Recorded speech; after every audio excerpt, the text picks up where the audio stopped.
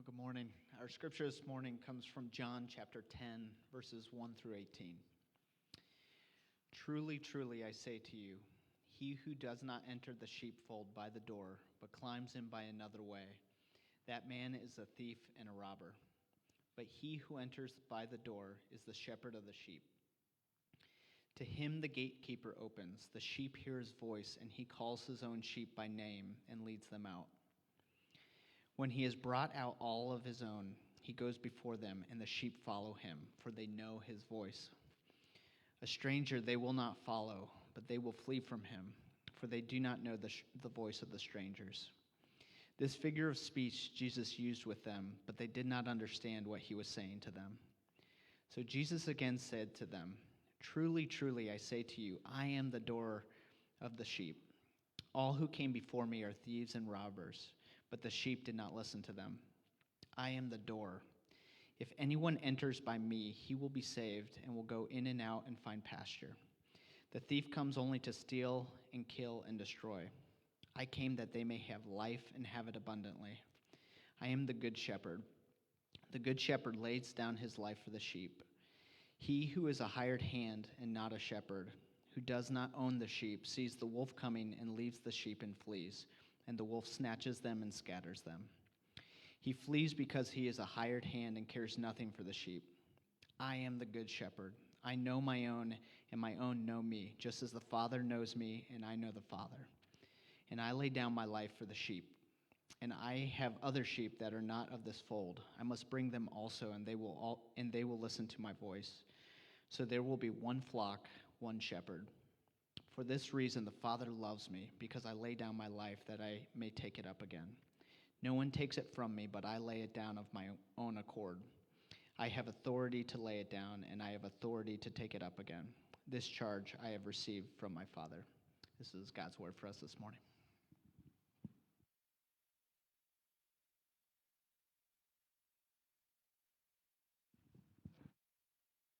Thanks, Zach.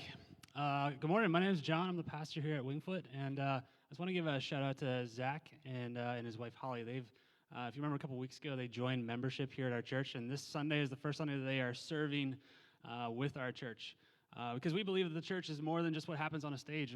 It's what happens among the people that are gathered around this mission and gathered around who Jesus is. And so we believe everyone has something to contribute. And so you'll notice he was rocking an orange lanyard, and so his wife Holly. They are. That's anytime you see someone with an orange lanyard, they are serving for the first time. So give them a social distance friendly high five. So as we are walking through this together, we've been walking through the Gospel of John, and it's this personal story of who Jesus is, written by this guy named John. And John knew Jesus really personally. In fact, he knew Jesus so personally that he would call himself the disciple that Jesus loved. So he had a close connection with Jesus, and he's communicating who Jesus is to us because he wants us to put our hope in him. And this morning, in this passage, Jesus talks a lot about who he is and really who he is for us. And he's going to talk about this idea of a voice, that there are voices that we can follow. And he wants us to make sure that we know what his voice sounds like, because there's a lot of other voices around us. I read a statistic this week that said that we are exposed to about 5,000 advertisements a day. 5,000 advertisements a day. So in a 24-hour period, there are 5,000 voices that are showing up and speaking to you, asking you to follow them, asking you to believe in what they're saying, asking you to buy what they're selling, to participate in what it is that they want you to participate in. 5,000 voices speaking to you. And in this story, Jesus talks a lot about voices. There are several voices that we can listen to, and he wants us to be really careful about which voice we're listening to. Right? And that 5,000 advertisements a day, that's not even counting the political season that we're in. Right? I don't even know what the number is when politics are mixed in and when there's an election, that there's even probably more voices that are asking us to listen to them and follow them. And we're kind of having this conversation as a culture right now, as a country right now, of who can we trust? Right, that's really what we're weighing as we think about Tuesday, is whose voice do we want to follow? Whose voice do we want to hear, and whose voice do we want to trust in the next couple years? Right, so Jesus is zeroing in on this idea of which voice that you're following. And he does it using a picture that might be a little unfamiliar to us. He talks about shepherds and sheep. And last time I checked, when I walked through the neighborhood, I don't see too many shepherds in the neighborhood. Maybe you're a shepherd and you know a little bit more about this, but this would have been a super common thing in that day. So when he uses this picture, he's drawing on something that would have been an everyday kind of occurrence. The shepherd would call the sheep out of the town towards a nice grassy spot of land where they could feed. And the way that he did this was not through like leashes. It wasn't through like electric fences. It was through his voice. And he would draw them out by calling them and leading them to where they wanted to go. And in fact, throughout the Bible, this idea of a shepherd and a sheep is used a lot. If you're new to the Bible, it might sound weird, like shepherd and sheep, but it's actually a really common theme throughout the Bible. If you've ever been in a funeral, you may have heard Psalm 23 read. And Psalm 23 starts with this idea of the Lord is my shepherd, I shall not want. It's kind of this common thing that we turn to when things feel uncertain, is we're looking for a shepherd. And that's really the idea that the Bible wants us to understand as it talks about us being sheep and God being our shepherd, is that we need someone to follow. We're looking for a voice, someone to comfort us, someone to guide us through life. And so Jesus is using this theme that's really common in the Bible to teach us something about himself, to introduce us to what his voice sounds like. So in the midst of the 5,000 voices that we hear throughout our day, in the midst of all the voices that are asking us to trust them right now, that we know what the voice of Jesus sounds like. Because you see, it's possible to have a secondhand knowledge of Jesus' voice. A secondhand knowledge of Jesus' voice through maybe a parent who raised you to go to church, and you think about Jesus through them. Or maybe it's through books or podcasts that you listen to, and you have the secondhand knowledge of the voice of Jesus, of what Jesus is all about. And Jesus says, I want you to know my voice personally. I want you to know what I actually sound like, not through anybody else. And so that's the picture that he uses in this passage to help us understand who he is and what he wants, and really where he is leading us. But before we get to his voice, he's going to warn us about two voices that we need to be cautious of. Two voices that we need to be careful of, that if we're not careful, if we're not paying attention, we're going to be drawn away by these voices, and we're going to actually miss his voice. They're going to draw us to something else other than what he wants for us. And so he wants to warn us about those voices. The first voice is the voice of the thief. And this is the first thing that Jesus mentions in this teaching. In John chapter 10, he says there's a thief who sneaks in and tries to draw the sheep away by his voice. He says he doesn't go through the proper way, but he sneaks in among the sheep, and he tries to lure them away. And Jesus tells us what the thief's agenda is, and that is to steal, kill, and destroy. Right, so he has this plan, this agenda to draw you away so that he can take from you, so that he can get something from you. He says you need to be wary of the voice of the sheep, or of the thief, who wants to just take from you. So who is the thief? Right, you might be wondering, who is the thief that Jesus is referring to? You know, in the immediate context, in the previous chapter, Jesus has healed a man who was born blind. And it's this miraculous thing. This guy's life was changed forever. And the leaders of the people, they draw that guy in, and they interview him. They interrogate him. And they say, how is it that you can see? And the man bears witness to who Jesus is. He says, Jesus healed me. And they're like, you don't know what you're talking about. And they kick him out. And right after that, Jesus then comes and he teaches this. And so in the immediate context, the voice of the thief is really the voice of these leaders who have rejected who Jesus is. But in the bigger context of the Bible, the voice of the thief is really the idea of people who lead people, right? Our leaders, the people that we look to.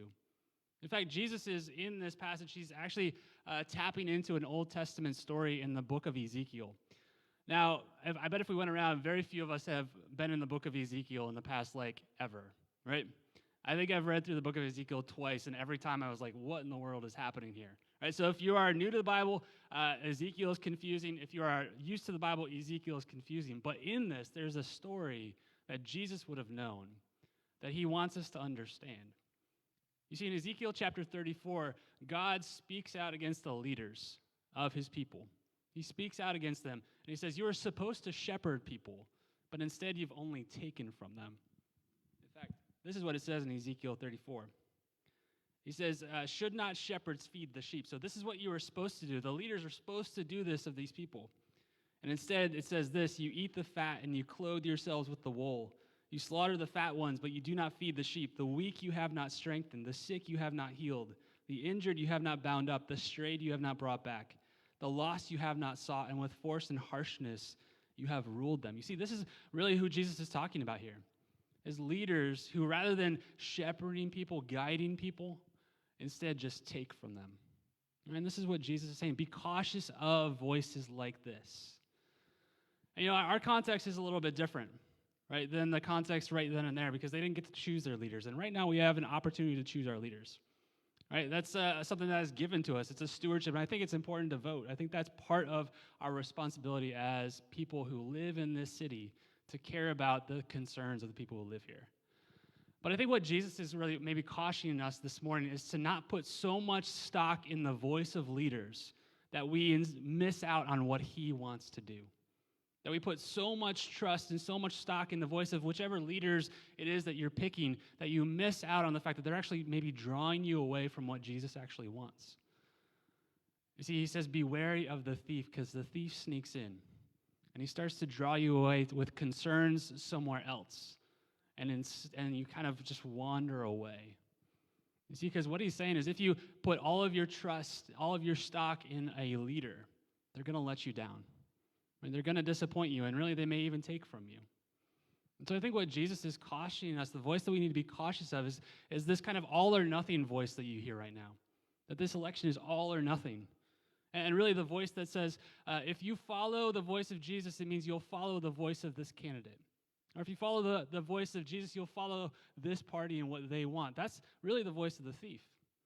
That's trying to draw us away from the voice of Jesus and make everything about the voice of the leaders that we're choosing right now. You see, because Jesus says if you do that, they're going to end up just stealing, killing, and destroying. Now, what does that mean? Right? If you stake all of your hope on an election, it's going to steal your joy. It's going to steal your joy, because it's all based on what happens in a couple of days. And the reality is, in 4 years from now, there's going to be another election that people are like, this is all or nothing. Right? It's going to steal your joy. You're going to constantly be in this space where you're not trusting. Right? It's going to kill your enthusiasm for people, right? The people around you who maybe have different signs in your yard than you do. It's going to kill your love for them. And it's going to maybe even destroy our ability, your reputation to share who Jesus is if there's someone who disagrees with you. Right? This is why we have to be focused on the voice of Jesus and not the voice of the thief, the voice of these leaders who want to draw us away. Jesus says, stick close to my voice. The second voice that he wants us to be aware of is the voice of the hired hand. He says there's a hired hand who comes in, and he's taking care of the sheep in place of the shepherd. But he's not the shepherd. And so when things get rough, when things get difficult, the hired hand is going to cut and run. And so Jesus says, be wary of trusting the voice of a hired hand. Right, so who's the hired hand? This is going to get uncomfortable for me, but I think the hired hand could be a pastor. And I think if you ask around, I think, and maybe even around this space, if we had a conversation about this morning, I think we could tell stories of how we have been hurt by pastors and religious leaders in our life, right, where people have let us down. In fact, I found a survey that was done of the city of Akron, and the number one reason why people are not in church is because they don't trust pastors, because they've been hurt in the past. And see, this is what Jesus is cautioning us of. Is cautioning us from putting all of our stock in the voice of one person, in the voice of one leader, even someone who's there for the right purposes, even someone who's there because the shepherd put him there, is to be cautious to make sure that we are not only hearing from that hired hand, but also making sure that we are hearing from the shepherd. You see, and as a pastor, I feel the burden and the responsibility of caring for y'all. But this is why as a church we've said one of our motives is to make Jesus central. Is because I don't want you to make my voice central. I want you to know the voice of Jesus, to know what he says and what he wants. And if you know that voice, then as you are listening on Sunday morning, running my voice through his voice. Because the goal of this church is not to make my voice central or the voice of any leader here central. It's to make the voice of Jesus central. And if you're here this morning and you have experienced maybe the hurt of a pastor, or maybe the hurt that comes with church, and maybe you've decided, I'm not sure that I want to be part of something like that. If that's really what it's all about, what Jesus would say is I understand. He'd say, I don't want you to put all of your trust in that person. And don't lump everything that I am about with that one person. Instead, Jesus says, come to me. Listen to me and listen to what I have to say. And so what does the voice of Jesus sound like? If he wants us to be cautious about trusting leaders, if he wants us to be cautious about trusting the hired hands, what does the voice of Jesus sound like? How do I know that I can trust him? Take a look at what Jesus says in verse 10. John 10:10 It says, the thief comes only to steal, kill, and destroy. I come that they may have life and have it abundantly. I am the good shepherd. The good shepherd lays down his life for the sheep. If you are a Bible underliner or a Bible memorizer, this is a verse worth hanging on to. This is a verse worth hanging on to because Jesus tells us what his agenda is. He tells us what he wants for us and what he came to do. Right? If you ask people, what's Christianity all about, or what was Jesus all about, they might tell you a lot of different things. They may say he was about being good, something about dying, something about performing miracles. But Jesus says this is what he's all about. He says, I have come that you might have life and life abundantly. Now, what does that mean? What does abundant life mean? You maybe have heard people say, well, abundant life means lots of stuff, right? Lots of possessions. Maybe it's a boat in the backyard and a cottage that you can go to on the weekend, right? Is that the abundant life? Or is the abundant life that I never get sick, that God always heals me? Is that the abundant life? You see, I think if we go back to Ezekiel chapter 34, God's actually told us what the abundant life is. Because in Ezekiel chapter 34, God, after he talks about the shepherds of the people, the leaders, he then says, I will be your shepherd. And when he says this, he is really pointing forward to what Jesus is saying in this passage. He's saying, this is what I'm going to do. This is what Jesus has come to do. In Ezekiel chapter 34, this is what he says. He says, I myself, this is God speaking, I myself will be the shepherd of my sheep, and I myself will make them lie down, declares the Lord God. I will seek the lost. I will bring back the strayed. I will bind up the injured. I will strengthen the weak, and the fat and the strong I will destroy. I will feed them in justice. See, this is what God wants. This is God's agenda, is to bring abundant life. And this abundant life is where everything that has broken is bound up again. Right? Where everything that has been hurt is healed, where the lost are brought in, where the strayed are gathered together. This is the abundant life that Jesus came to give us. A life where everything that is not as it should be is brought back together. And you feel that this world isn't as it should be, right? You feel that. I mean, we've felt that the past several months as there's a pandemic raging. It's like, this doesn't seem like how it should be. You felt that maybe at the graveside of a loved one. You felt that this isn't how this should be. There has to be something different than this. That's pointing to our need for this abundant life. Our need for a world in which the broken is bound up and the hurt is healed. And that's what Jesus is saying he's come to bring you. He's come to bring you abundant life. And the way that he brings that is through laying down his life for us. You see, this is really how Jesus secures this. I want you to see just how much Jesus cares about you in this. How much he cares about you. If you look at it, Jesus, for one, he knows your name. He says a sheep knows your name, or a shepherd knows the name of his sheep. That's true of you. That Jesus knows your name. Right? That you're not just kind of some cosmic accident that then Jesus is like, oh, who are you? What's your name? He knows who you are. He also cares about you. He knows you and he cares about you. Notice he says that when the sheep are being threatened, the shepherd steps in. And Jesus said this is true of him. He knows your cares and your concerns. I want you to think about it this way. If Jesus lived here in our neighborhood, all right, we could have an argument about where in the neighborhood he might live, but let's just imagine he lives on Goodyear Boulevard. This means that if you wanted to go visit Jesus, all right, you walked to his house and you knocked on his door, he wouldn't peer through his Ring doorbell to figure out who you are and whether he should let you in. It means that he would open the door to you and he would welcome you by name. He would invite you in and he would share a meal with you and he would ask you about your concerns because he already knows about them, but he wants to hear about them from you. You see, this is Jesus who cares about you. He feels affection for you. I mean, think about that.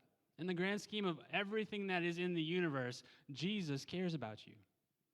So much so that he would chase you down and meet you in your hurt and your heartache.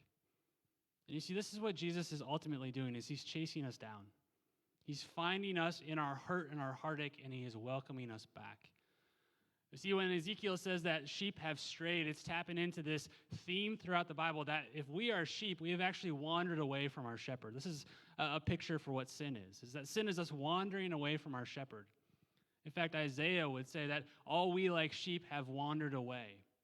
That sin is us saying no to the voice of our shepherd and going instead and doing what we want to do. But if you ever have encountered a sheep that's all by itself is super vulnerable. And that's the reality of us when we wander away from our shepherd. when we wander away from Jesus who cares about us, is that we're vulnerable. And Jesus, this is what he means when he says, I lay down my life for my sheep, is that he chases us down and finds us as we have wandered away. And he stands between us and our enemy. Now you might be wondering, what's our enemy? What is this wolf that Jesus talks about? That wolf is the wolf of sin and death. Throughout the Bible, as we're talked about as sheep, the Bible talks about sin and death as kind of this great enemy to us. And if you've ever felt the consequences of your decisions, right? If you've ever stood at a graveside, you felt the weight of sin and death, and you felt just how overwhelming it could be. But Jesus, as our good shepherd, he chases us down into the place where we have wandered away, and he stands between us and our greatest enemy. And this is what he's doing for us on the cross. When he says, I lay down my life for my sheep, that is what he's doing. He is taking on our greatest enemy and defeating it for us.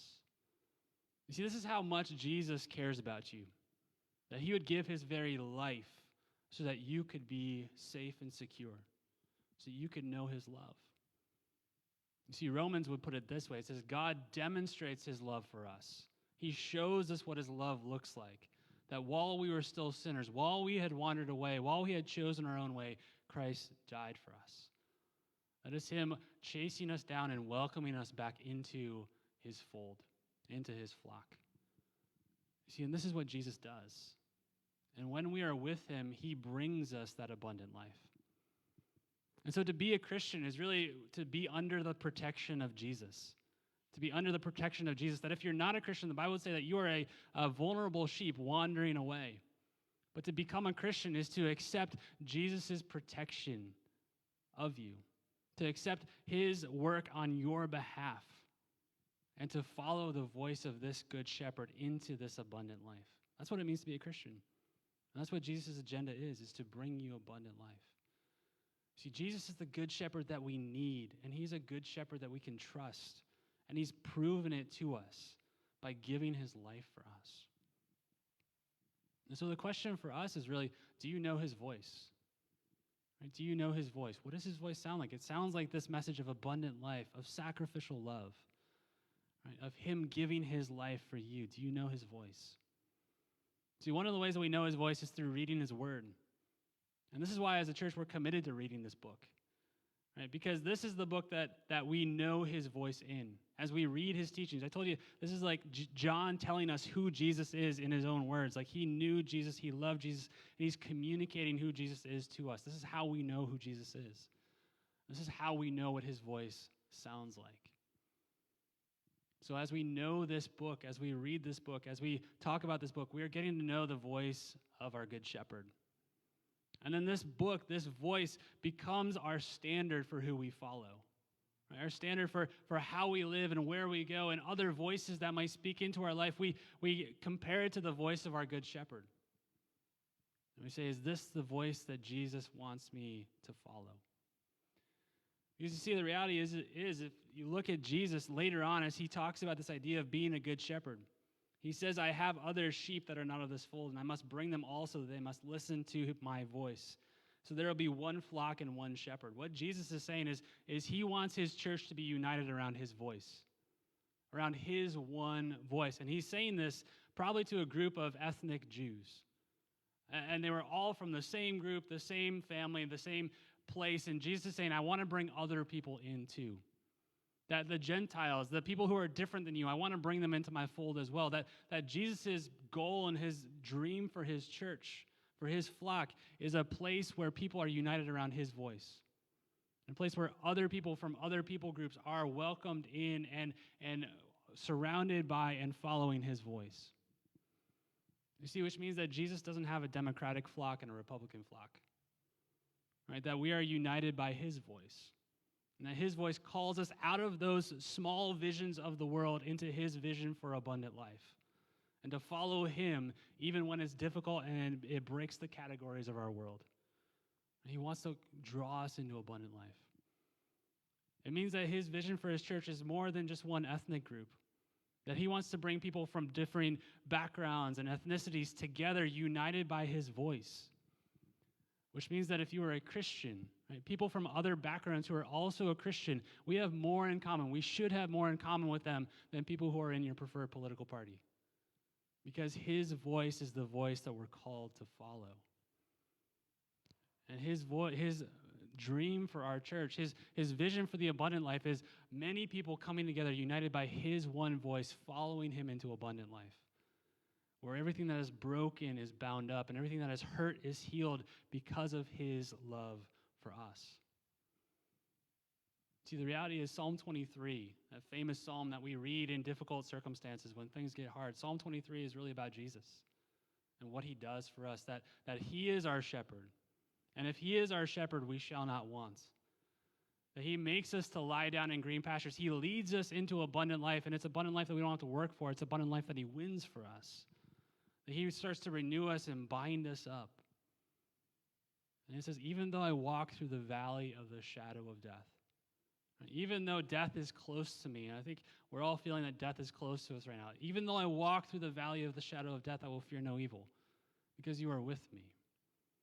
You see, our good shepherd didn't just walk through the valley of shadow of death, he walked through death. And so he can lead us through whatever it is that faces us, because he wants to lead us into abundant life. Abundant life of knowing who he is and experiencing him renewing all that is broken and hurt in our world. This is your good shepherd. He wants to draw you in and lead you into abundant life. But do you know his voice? My preference is that we would be a place where you can hear the voice of Jesus, not just through me, but through the other people that are part of this community. That we would know the voice of Jesus, that the voice of Jesus spills out of us, and that people around us would hear about our good shepherd, and they might discover abundant life in him. And let me pray for us. God, you did not leave us wandering. We had strayed away, that we had walked away, and you sought us out. That in our sin and our brokenness and our hurt, that you chased us down because you're a good shepherd and you care about us. God, we're not an accident. We are not insignificant in this world, but you know us, you care about us, and you love us to the point that you give your life for us. And so, Father, for the one who is here who does not know you, they are not under your protection, I pray that they would see just how good of an offer you're making them. That you are offering them this abundant life where everything is bound up and healed. That you might draw them by the sound of your voice to experience how good you are to them. And Father, may we be committed to your voice, dedicated to your voice, seeking after your voice, measuring everything around us by your voice, so that the voices that are around us, that are calling us to follow other places, that we would say no to them because your voice is so strong in our life. And may we experience and know the abundant life that you have for us. The abundant life where you are binding things up, you're healing us, and you're inviting us to invite other people into that as well. And so, Father, as we gather here this morning, would we know how good you are and how good you've been to us in Jesus? I pray this in your name. Amen.